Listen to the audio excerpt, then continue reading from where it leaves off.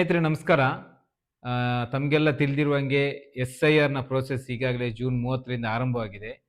ಈಗಾಗಲೇ SIRನ enumeration form BLOಗಳು ಮನೆ ಮನೆಗೆ ತೆರಳಿ ವಿತರಿಸುವಂತಹ ಪ್ರಕ್ರಿಯೆ ಕೂಡ ರಾಜ್ಯದಲ್ಲಿ ಆರಂಭ ಆಗಿದೆ. ಜುಲೈ 29ರವರೆಗೆ ಎನ್ಯುಮರೇಷನ್ ಪೀರಿಯಡ್ ನಡೀತಾ ಇದೆ. ನಮಗೊಂದು ಎನ್ಯುಮರೇಷನ್ ಫಾರಮ್ ಸಿಕ್ಕಿದೆ. ಅದು ಯಾವ ರೀತಿ ಭರ್ತಿ ಮಾಡಬೇಕು, ಯಾವುದೇ ತಪ್ಪಿಲ್ಲದೆ ಭರ್ತಿ ಮಾಡಬೇಕು, ಹೇಗೆ ಭರ್ತಿ ಮಾಡಬೇಕು ಅಂತ ಸಿಂಪಲ್ ಆಗಿ ಎಕ್ಸ್ಪ್ಲೇನ್ ಮಾಡ್ತೀನಿ ನೋಡಿ. ಎನ್ಯುಮರೇಷನ್ ಫಾರ್ಮ್ ಈ ರೀತಿ ಇರುತ್ತೆ. ಇದು ಪ್ರಿಂಟ್ ಆಗಿರುವಂತ ಎನ್ಯುಮರೇಷನ್ ಫಾರ್ಮ್. ಫಸ್ಟ್ ಅಲ್ಲಿ ಇದರಲ್ಲಿ 4 ಭಾಗ ಇದೆ. ಫಸ್ಟ್ ಪಾರ್ಟ್ ಅಲ್ಲಿ ನಿಮ್ದು 2026 ಜೂನ್ 16ರವರೆಗೆ ಮತದಾರರ ಪಟ್ಟಿಯಲ್ಲಿ ಯಾವ ರೀತಿ ನಿಮ್ಮ ವಿಳಾಸ ಇದೆಯೋ ಅದೇ ವಿಳಾಸ ಇಲ್ಲಿ ಪ್ರಿಂಟ್ ಆಗಿ ಬರುತ್ತೆ. ಹೆಸರು, ವಿಳಾಸ ಐತೆ, ಬೂತ್ ನಂಬರ್ ಇರುತ್ತೆ, ಯಾವ ಅಡ್ರೆಸ್ ಇರುತ್ತೆ, ಇಲ್ಲೊಂದು ಬಾರ್ ಕೋಡ್ ಇರುತ್ತೆ, ಆಮೇಲೆ ಇಲ್ಲೊಂದು ಫೋಟೋ ಇರುತ್ತೆ, ಇಲ್ಲಿ ಒಂದು ಕಾಲಮ್ ಇದೆ. ಈ ಕಾಲಮ್ ಅಲ್ಲಿ ಹೊಸ ಫೋಟೋ ಬೇಕಾದ್ರೆ ಅಂಟಿಸಬಹುದು. ಫಸ್ಟ್ ಇಲ್ಲಿ ಪ್ರಿಂಟ್ ಆಗಿ ಬಂದಿರುವಂತ ಫೋಟೋ ಕ್ಲಾರಿಟಿ ಇಲ್ಲ ಅಂತ ಆದ್ರೆ ಹೊಸ ಫೋಟೋ ಅಂಟಿಸುವಂತ ಅವಕಾಶ ಇದೆ. ಇದು ಫಸ್ಟ್ ಪಾರ್ಟ್. ಆಮೇಲೆ ಇದು 2ನೇ ಪಾರ್ಟ್, ಇದು 3ನೇ ಪಾರ್ಟ್, ಇದು 4ನೇ ಪಾರ್ಟ್. ಇದು ಒಂದೇ ಫಾರ್ಮ್ ಅಲ್ಲಿ 4 ಭಾಗ ಇದೆ. ಯಾಕೆ ಅಂತ ನಾನು ಹೇಳ್ತೀನಿ. ಇದು ಇದು ಫಸ್ಟ್ ಪಾರ್ಟ್ ಪ್ರಿಂಟ್ ಆಗಿರುವಂತ ನಿಮ್ಗೆಲ್ಲ ಅಂದ್ರೆ 2026 ಜೂನ್ 16ರವರೆಗೆ ಯಾರು ಮತದಾರರ ಪಟ್ಟಿಯಲ್ಲಿ ಇದ್ದಾರೆ ಅವ್ರದ್ದೆಲ್ಲರದು ಪ್ರಿಂಟ್ ಆಗಿ ಬರ್ತದೆ. ಒಬ್ಬ ಮತದಾರನಿಗೆ 2 ಎನ್ಯುಮರೇಷನ್ ಫಾರ್ಮ್ ಪ್ರಿಂಟ್ ಆಗಿ ಬರ್ತದೆ. ಎರಡು ಯಾಕೆ ಅಂತ ನಾನು ಮತ್ತೆ ಹೇಳ್ತೀನಿ. ಈ ಕಾಲಮ್ ಇದು ಇಂಪಾರ್ಟೆಂಟ್. ಇದು ಯಾಕೆ ಅಂತ ಹೇಳಿದ್ರೆ 2002 ಅಂದ್ರೆ ಹಿಂದಿನ ಮತದಾರರ ವಿಶೇಷ ಪರಿಷ್ಕರಣೆ ಸಂದರ್ಭದಲ್ಲಿ ಯಾರ ಹೆಸರಿದೆ, ಈಗ ನನ್ನ ಹೆಸರು ಇಲ್ಲ, ನನ್ನ ತಂದೆ ಹೆಸರಿದೆ. ನನ್ನ ತಂದೆ ಈ ಕಾಲಮ್ ಅನ್ನು ಫಿಲ್ಅಪ್ ಮಾಡಬೇಕು. ಈ ಕಾಲಮ್ ಅಲ್ಲಿ ಏನಿದೆ, ಫಸ್ಟಿಗೆ ಅವರ ಹೆಸರು, ಮತದಾರ ಯಾರು, ನನ್ನ ತಂದೆ, ಅವರ ಹೆಸರು, ಅವರ ಒಂದು ವೇಳೆ ವೋಟರ್ ID ಕಾರ್ಡ್ ಇದ್ರೆ ಅದರಲ್ಲಿ ನಂಬರ್ ಇದ್ರೆ ಆ ನಂಬರ್ ಬರಿಬೇಕು. ಆಮೇಲೆ ಸಂಬಂಧಿಯ ಹೆಸರು ಅಂತಿದೆ, ಅಂದ್ರೆ ನನ್ನ ಅಜ್ಜ, ಅಂದ್ರೆ ನನ್ನ ತಂದೆಯ ತಂದೆ, ಇಲ್ಲಿ ತಂದೆ ಹೆಸರು ವೋಟರ್ ID ಇದ್ರೆ ತಂದೆ ಹೆಸರು ಬರಿಬೇಕು ಇಲ್ಲಿ. ಆಮೇಲೆ ಸಂಬಂಧ, ಇವರು ಏನಾಗಬೇಕು, ಇವರು ಸಂಬಂಧಿ ಯಾರು, ತಂದೆ, ಇಲ್ಲಿ ತಂದೆ ಅಂತ ಬರಿಬೇಕು.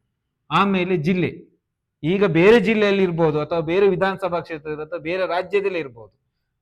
2002ರಲ್ಲಿ ಏನಿತ್ತು ಆ ವಿವರವನ್ನು ಇಲ್ಲಿ ಬರೀಲಿಕ್ಕೆ, ಜಿಲ್ಲೆ, ರಾಜ್ಯ, ಯಾವ ರಾಜ್ಯದಲ್ಲಿ ಇದ್ರು, ಬೇರೆ ರಾಜ್ಯ ಅಂತಂದ್ರೆ ಯಾವ ವಿಧಾನಸಭಾ ಕ್ಷೇತ್ರ, ಆಗ ಯಾವ ಬೇರೆ ವಿಧಾನಸಭಾ ಕ್ಷೇತ್ರ ಆಗಿರ್ಬೋದು, ಈಗ ಯಾವ ಕ್ಷೇತ್ರ ಬರೆಯುವುದಲ್ಲ. ಈ ಆಗಿನ 2002ರ ವಿಧಾನಸಭಾ ಕ್ಷೇತ್ರದ ವಿವರವನ್ನು ಇಲ್ಲಿ ಬರಲಿಕ್ಕೆ, ಆ ಒಂದೊಂದು ವಿಧಾನಸಭಾ ಕ್ಷೇತ್ರಕ್ಕೆ ಒಂದೊಂದು ನಂಬರ್ ಇದೆ, ಆ ನಂಬರ್ ಅನ್ನು ಇಲ್ಲಿ ಬರಿಬೇಕು, ಅದರ ಹೆಸರು ಬರಿಬೇಕು. ಭಾಗ ಸಂಖ್ಯೆ ಅಂತ ಹೇಳಿದ್ರೆ ಬೂತ್ ನಂಬರ್, ಅಂದ್ರೆ ನಾವು ವೋಟ್ ಹಾಕ್ಲಿಕ್ಕೆ ಹೋಗ್ತೀವಲ್ಲ ಆ ಬೂತಿಗೆ ಒಂದು ನಂಬರ್ ಇರುತ್ತೆ, ಆ ನಂಬರ್ ಅನ್ನು ಇಲ್ಲಿ ಬರಲಿಕ್ಕೆ. ಆಮೇಲೆ ಕ್ರಮ ಸಂಖ್ಯೆ. ಈ ಕ್ರಮ ಸಂಖ್ಯೆ ಏನು ಅಂತ ಹೇಳಿದ್ರೆ ವೋಟರ್ ಲಿಸ್ಟ್ ಅಲ್ಲಿ ಎಲ್ಲ ಮತದಾರರಿಗೆ ಒಂದೊಂದು ಕ್ರಮ ಸಂಖ್ಯೆ ಇರುತ್ತೆ, ಆ ಕ್ರಮ ಸಂಖ್ಯೆಯನ್ನು ಇಲ್ಲಿ ಬರಲಿಕ್ಕೆ. ಇದು ಯಾರು, 2002ರ ಮತದಾರರ ಪಟ್ಟಿಯಲ್ಲಿ ಇರುವವರು. ಇಲ್ಲದವ್ರು ಏನ್ ಮಾಡ್ಬೇಕು, 2000 ಮತದಾರರ ಪಟ್ಟಿಯಲ್ಲಿ ನನ್ನ ಹೆಸರು ಇಲ್ಲ, ಎಕ್ಸಾಂಪಲ್ ನನ್ನ ಹೆಸರೇ ಇಲ್ಲ, ಈಗ ನಾನು ಆಗ ಅಷ್ಟು ದೊಡ್ಡವನಾಗಿರ್ಲಿಲ್ಲ, 18 ವರ್ಷ ತುಂಬಿರ್ಲಿಲ್ಲ, ಈಗ ನಾನು ಇಲ್ಲಿ ಬರೀಬೇಕು. ಯಾರು, ನನ್ನ ಹೆಸರು ಬರೆಯುವುದಲ್ಲ, ನನ್ನ ತಂದೆ ವಿವರನ್ನು ಇಲ್ಲಿ ಬರಿಬೇಕು. ನಾನು ಯಾರ ಜೊತೆ ಮ್ಯಾಪಿಂಗ್ ಮಾಡ್ತಾ ಇದ್ದೇನೆ ಅವ್ರದ್ದು, ಈಗ ನನ್ನ ತಂದೆ ಹೆಸರು ಇಲ್ಲಿ ಬರುತ್ತೆ. ಆಮೇಲೆ ತಂದೆ ವೋಟರ್ ID ನಂಬರ್ ಇದ್ರೆ ಅದಿಲ್ಲಿ ಬರುತ್ತೆ. ತಂದೆ ಅಥವಾ ತಾಯಿ ಯಾರ ಜೊತೆ ನೀವು ಮ್ಯಾಪಿಂಗ್ ಮಾಡಿದ, ಈಗ ಅಜ್ಜ ಅಜ್ಜಿ, ತಂದೆ ತಾಯಿ, ಇವ್ರ ಜೊತೆ ನಾವು ಯಾರು ಮ್ಯಾಪಿಂಗ್ ಮಾಡ್ತಾ ಬಯಸ್ತೀವಿ ಅವರ ವಿವರ ಇಲ್ಲಿ ಇರಬೇಕು. ಅವರ ವೋಟರ್ ID ಕಾರ್ಡಲ್ಲಿ ಸಂಬಂಧಿ ಹೆಸರು ಯಾರಿದೆ, ಈಗ ನನ್ನ ತಂದೆ ಹೆಸರು, ನನ್ನ ಅಜ್ಜನ ಹೆಸರಿದೆ, ಅವರ ಅಂದ್ರೆ ನನ್ನ ತಂದೆ ಹೆಸರಿದೆ, ಅವರ ಹೆಸರು ಇಲ್ಲಿ ಬರಲಿಕ್ಕೆ, ಅವರ ಸಂಬಂಧ ಇಲ್ಲಿ ಬರಲಿಕ್ಕೆ ಅವ್ರು ಏನಾಗಬೇಕು, ತಂದೆ ಆಗ್ಬೇಕು. ಯಾರು ಸಂಬಂಧಿ ತಂದೆ ಆಗ್ಬೇಕು. ರಾಜ್ಯ, ಜಿಲ್ಲೆ, ರಾಜ್ಯ, ಅದೇ ವಿಧಾನಸಭಾ ಕ್ಷೇತ್ರ 2002ರ ವಿವರವನ್ನ ಇಲ್ಲಿ ಬರೀಲಿಕ್ಕೆ ಯಾರು ಇದಕ್ಕೆ ಹೇಳುವುದು. ಫಸ್ಟಿಗೆ ಇದಕ್ಕೆ ಸೆಲ್ಫ್ ಮ್ಯಾಪಿಂಗ್ ಅಂತ ಹೇಳೋದು, ಇದಕ್ಕೆ ಪ್ರೊಜೆನಿ ಮ್ಯಾಪಿಂಗ್ ಅಂತ ಹೇಳೋದು. ಕನ್ಫ್ಯೂಷನ್ ಮಾಡ್ಕೋಬಾರ್ದು. ಇದು ಸೆಲ್ಫ್ ಮ್ಯಾಪಿಂಗ್ ಅಂದ್ರೆ 2002ರ ಪಟ್ಟಿಯಲ್ಲಿ ಇರುವವರು, ಇದು 2002ರ ಪಟ್ಟಿಯಲ್ಲಿ ಇಲ್ಲದವರು ಮಾಡುವಂತ ವಿವರ.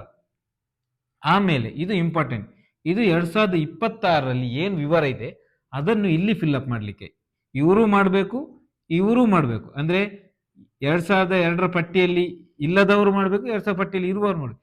ಇವರ ವಿವರನ್ನು ಬರಿಬೇಕು. 2002ರ ಪಟ್ಟಿಯಲ್ಲಿ ಇಲ್ಲಿ ಆಲ್ರೆಡಿ ಪ್ರಿಂಟ್ ಆಗಿರುತ್ತಲ್ಲ, ಅವರು ಆ ವಿವರವನ್ನು ಇಲ್ಲಿ ಬರೀಬೇಕು. ಅಂದ್ರೆ ಈಗ ಜನ್ಮ ದಿನಾಂಕ, ಆಧಾರ್ ನಂಬರ್, ಮೊಬೈಲ್ ಸಂಖ್ಯೆ, ತಂದೆ ತಾಯಿಯ ಹೆಸರು, ತಂದೆ ಹೆಸರು, ತಂದೆಯ ವೋಟರ್ ID ನಂಬರ್ ಇದ್ರೆ ಅದು, ತಾಯಿ ಹೆಸರು, ತಾಯಿ ಇದ್ರೆ ತಾಯಿಯ ವೋಟರ್ ID ನಂಬರ್ ಇದ್ರೆ, ಸಂಗಾತಿ ಹೆಸರು, ಒಂದು ವೇಳೆ ಗಂಡ ಬರೆಯುವುದಾದ್ರೆ ಪತ್ನಿಯ ಹೆಸರು ಬರಿಬಹುದು, ಪತ್ನಿ ಬರಿದಾದ್ರೆ ಗಂಡನ ಹೆಸರು ಇಲ್ಲಿ ಬರಿಬಹುದು, ಅವರ ವೋಟರ್ ಐಡಿ ನಂಬರ್. ಆಮೇಲೆ ಇಲ್ಲಿ ಈ ಕಾಲಮು ಯಾರು BLO ಕೊಟ್ಟಂತ ಫಾರ್ಮ್ ಅನ್ನು ರಿಟರ್ನ್ ಕೊಡ್ತಾರೆ, ಅಥವಾ ಈಗ ನಾನ್ ತಗೊಂಡ್ರೆ ನಾನೇ ಕೊಡುದಾದ್ರೆ ನನ್ನ ಸಿಗ್ನೇಚರ್ ಹಾಕಿ ಬರಿಬಹುದು, ನನ್ನ ಸಿಗ್ನೇಚರ್ ಕೊಡ್ಬೋದು. ಅಥವಾ ನನ್ನ ಮನೆಯಿಂದ ಯಾರಾದ್ರೂ ಕೊಡುವವರಿದ್ರೆ ಅವರು ಅವರ ಸಂಬಂಧವನ್ನು ಯಾರು ಈ ಸಬ್ಮಿಟ್ ಮಾಡ್ತಾ ಇದ್ದಾರೆ ಅವರು ಇವರಿಗೆ ಏನ್ ಸಂಬಂಧ ಆಗ್ಬೇಕು ಅದನ್ನು ಉಲ್ಲೇಖಿಸಿ, ಈಗ ನನ್ನ ತಂದೆ ಇದಕ್ಕೆ ಕೊಡುದಾದ್ರೆ ನನ್ನ ತಂದೆ ಸಿಗ್ನೇಚರ್ ಹಾಕಿ ನಾನು ಬ್ರಾಕೆಟ್ ಅಲ್ಲಿ ತಂದೆ ಅಂತ ಹಾಕಿ ಅವರು ಇದು BLOಗೆ ಸಬ್ಮಿಟ್ ಮಾಡಬೇಕು. BLOಗೆ ಸಬ್ಮಿಟ್ ಮಾಡುವಾಗ 2 ಕಾಪಿ ಆಲ್ರೆಡಿ ಫಸ್ಟಿಗೆ ಕೊಟ್ಟಿರ್ತಾರೆ BLO. ಓರೋ BLO ಓರೋ ಮತದಾರನ ಮನೆಗೆ 3 ಸಲ ಭೇಟಿ ಮಾಡ್ಲಿಕ್ಕೆ ನಿಯಮ ರೂಪಿಸಲಾಗಿದೆ ಚುನಾವಣಾ ಆಯೋಗದಿಂದ. BLO ಸಿಗ್ನೇಚರ್ ಆಗಿರೋ ಪ್ರತಿಯನ್ನೇ ತಗೋಬೇಕು. ಆಮೇಲೆ ಈ ಫಾರಂ ಅನ್ನ ಕನ್ನಡ ಅಥವಾ ಇಂಗ್ಲಿಷ್ ಅಲ್ಲಿ ಫಿಲ್ ಅಪ್ ಮಾಡಬಹುದು, ಯಾವುದೇ ಇದಿಲ್ಲ ರಿಸ್ಟ್ರಿಕ್ಷನ್. ಕನ್ನಡ ಮಾಡಿದ್ರೆ ಕರ್ನಾಟಕದಲ್ಲಿ ಕನ್ನಡ ಪ್ರಥಮ ಭಾಷೆ, ಆದ್ಯತೆ ರಾಜ್ಯ ಭಾಷೆ ಆಗಿರೋದ್ರಿಂದ ಕನ್ನಡದಲ್ಲಿ ಫಿಲ್ ಅಪ್ ಮಾಡಬಹುದು. ಇಂಗ್ಲಿಷ್ ಅಲ್ಲೂ, ಕನ್ನಡ ಗೊತ್ತಿಲ್ಲ ಅಂದ್ರೆ ಇಂಗ್ಲಿಷ್ ಅಲ್ಲೂ ಫಿಲ್ ಅಪ್. ಅದರ ಜೊತೆಗೆ ಇನ್ನೊಂದು ಇಂಪಾರ್ಟೆಂಟ್, ಇದು ಎನ್ಯುಮರೇಷನ್ ಟೈಮ್ ಅಂದ್ರೆ ಜುಲೈ 29ರವರೆಗೆ ಈ ಎನ್ಯುಮರೇಷನ್ ಫಾರ್ಮ್ ಅನ್ನು ಮಾತ್ರ ಕೊಡ್ಲಿಕ್ಕೆ ಇರುವಂತದ್ದು. ನಾನು ಈಗ ಏನ್ ತೋರಿಸ್ತಾ ಇದ್ದೇನಲ್ಲ ಇದನ್ನು ಮಾತ್ರ ಫಿಲ್ ಅಪ್ ಮಾಡಿ ಕೊಡುವಂತದ್ದು. ಇದರ ಜೊತೆಗೆ ಯಾವುದೇ ಡಾಕ್ಯುಮೆಂಟ್ಸ್ ಕೊಡ್ಲಿಕ್ಕಿಲ್ಲ. ಈಗ 2002ರಲ್ಲೂ ಇಲ್ಲ, 2025ರಲ್ಲೂ ವೋಟ್ ಇಲ್ಲ ಅಂತ ಹೇಳಿದ್ರೆ ಹೊಸ ಮತದಾರರ ಪಟ್ಟಿಗೆ ಸೇರಿಸಲಿಕ್ಕೆ ಅವಕಾಶ ಕೊಡ್ತಾ ಇದ್ದಾರೆ ಚುನಾವಣಾ ಆಯೋಗ, ಅದು ಫಾರ್ಮ್ ನಂಬರ್ 6 ಮೂಲಕ. ಹಾಗಾಗಿ ಎನ್ಯುಮರೇಷನ್ ಫಾರ್ಮ್ ಫಿಲ್ ಅಪ್ ಮಾಡುವಾಗ ಕರೆಕ್ಟ್ ಆಗಿ ಕೇಳಿಕೊಂಡು, ಗೊತ್ತಿಲ್ಲದಿದ್ರೆ ಗೊತ್ತಿರುವ ಹತ್ರ ಕೇಳಿಕೊಂಡು ಫಿಲ್ ಅಪ್ ಮಾಡಿದ್ರೆ ಬೆಟರ್. ಇಲ್ಲದ್ರೆ ನಾಳೆ ರಾಂಗ್ ಆದ್ರೆ ಇನ್ನೊಂದು ಫಾರ್ಮ್ ಚುನಾವಣಾ ಆಯೋಗ ನಿಮ್ಗೆ ಕೊಡುವುದಿಲ್ಲ. ಕ್ಲಿಯರ್ ಆಗಿದೆ. ಒಬ್ಬೊಬ್ಬ ಮತದಾರರಿಗೆ 2 ಕಾಪಿ ಪ್ರಿಂಟ್ ಮಾಡಿದ್ದಾರೆ, ಅದನ್ನಷ್ಟೇ ಕೊಡೋದು. Thank you.